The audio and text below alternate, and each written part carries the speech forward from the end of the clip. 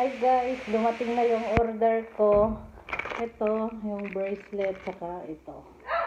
Tapos, ito yung isa pa. Yung parang cross stitch siya, pero ang gagamitin mo ay yung rhinestone. Rhinestone ang tawag doon. Buksan ko lang guys. Tingnan nyo oh. Do it yours 5D fashion diamond painting. Diamond painting ang tawag dito.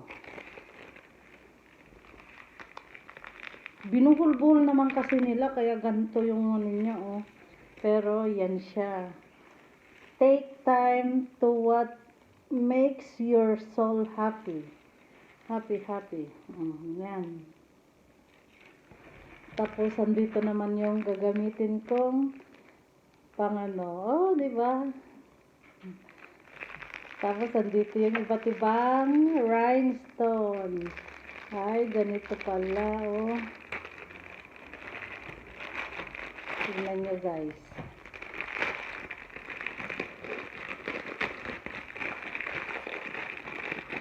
Andiyan na siya, oh. Oh, di ba? Hala, ganito pala. Ang galing ng mga chong. No, pa-personalize. Kung gusto mo naman ng picture mo to guys, pwedeng ipa-personalize mo. Yung ganito. Ayos na yung ganitong kalaki o pang personalize. Diba? Wait lang.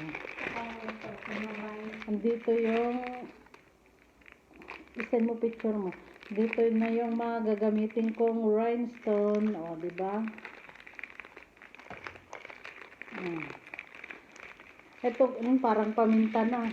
Ang dami. Ito guys, alam mo, ang ano dito, may mga numbers siya at saka color. Every color, meron siyang numbers. Diyan mo titingnan kung ano, saan mo ilalagay yung mga iba't ibang kulay. Ganyan. For example, itong 4. Color purple. Andyan yung mga may purple. Letter 3530, ganon. Letter G, ganon. Oh.